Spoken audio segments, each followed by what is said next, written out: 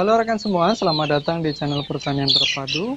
Channel Pertanian Terpadu ini membahas tentang pertanian terintegrasi yang di dalamnya meliputi bidang perikanan, peternakan, dan juga pertanian.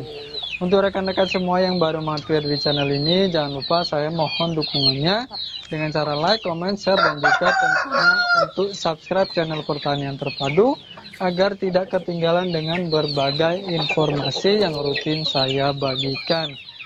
Nah rekan semua, panen yang rutin adalah salah satu kunci dalam mendapatkan pelanggan setia. Karena itu, peternak rumahan yang tidak memiliki mesin tetas sekalipun wajib untuk bisa memproduksi DUC sendiri secara rutin.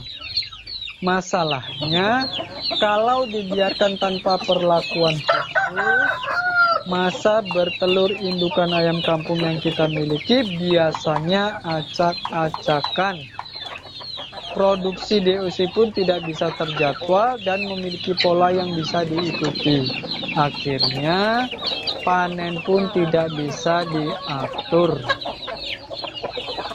Nah, berkaitan dengan hal tersebut, dalam hal produksi DUC secara rutin, peternak rumahan yang tidak memiliki mesin tetas sebaiknya dapat menyeimbangkan dua hal penting. Yang pertama mengenai sistem perawatan indukan, dan kemudian yang kedua mengenai jumlah indukannya. Pertama kita bahas mengenai sistem perawatan atau perlakuan indukannya seperti apa. Nah, bagaimana sih sistem perawatan yang bagus agar indukan bisa bertelur teratur dan juga produksi DUC-nya secara rutin? Kita bahas terlebih dahulu dari masalah pakan. Kalau mau performa indukannya bagus, tentu saja harus diimbangi dengan pakan yang sesuai. Nah, paling tidak kita bisa menggunakan pakan jagung giling sebagai bahan utama. Jagung sudah terbukti cukup bisa diandalkan dalam hal menopang kebutuhan nutrisi indukan yang nantinya diharapkan rajin bertelur. Sebagai peternak rumahan, jagung ini sudah cukup bagus jika dipilih sebagai bahan pakan utama. Kemudian setelah pakan, kita bicarakan mengenai pola perawatannya seperti apa. Kita mulai dari perlakuan agar indukan bisa bertelur serempak atau bersamaan. Kita siapkan jagung yang sudah bisa kawin duduk, kemudian kita jodohkan beberapa indukan sekaligus di hari yang sama. Kita lakukan secara rutin sampai indukan mulai bertelur. Setelah mulai bertelur, indukan bisa dilepas di kandang umbaran bersama jago yang lain. Selama periode bertelur, pakan indukan tetap harus dijaga kualitasnya. Pemberian pakan juga harus rutin dan bisa sesekali diberi hijauan untuk cemilan di siang hari. Kemudian selanjutnya, setelah mengeram dan telurnya menetas, DUC langsung kita pisahkan dan dirawat terpisah. Sementara indukan akan kita masukkan ke kandang karantina untuk istirahat selama 1-2 minggu. Setelah 1 minggu di kandang karantina, indukan-indukan akan dijodohkan lagi dengan jago yang bisa kawin tempel. Begitu seterusnya polanya. Setelah perawatan dan perlakuan indukan seperti di atas, bisa kita lakukan dengan disiplin agar kita sebagai peternak rumahan bisa lancar dan rutin dalam memproduksi DUC sendiri, bahkan tanpa mesin tetas.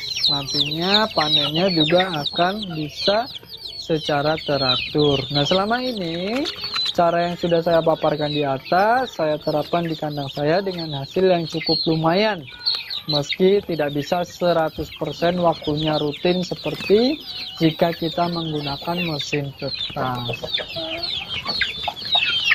Nah, kemudian yang kedua rekan semua, hal berikutnya yang sebaiknya kita sesuaikan adalah jumlah indukannya.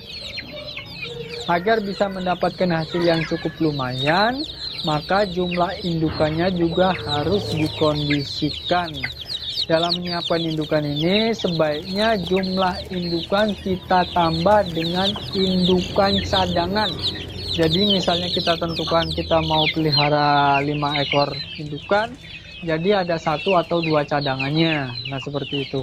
Indukan cadangan ini nantinya akan ikut mendapatkan perlakuan yang sama, kita perlakukan dengan cara yang sama.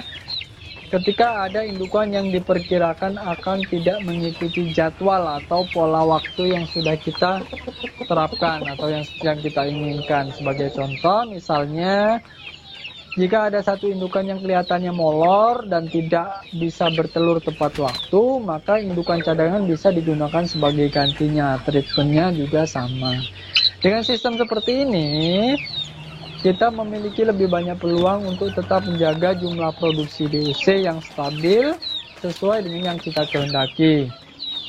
Kemudian meski rentang waktunya tidak bisa sama persis, tetapi namun ya, cara ini cukup efektif untuk menutupi celah perbedaan masa bertelur pada indukan-indukan yang kita pelihara terlalu jauh.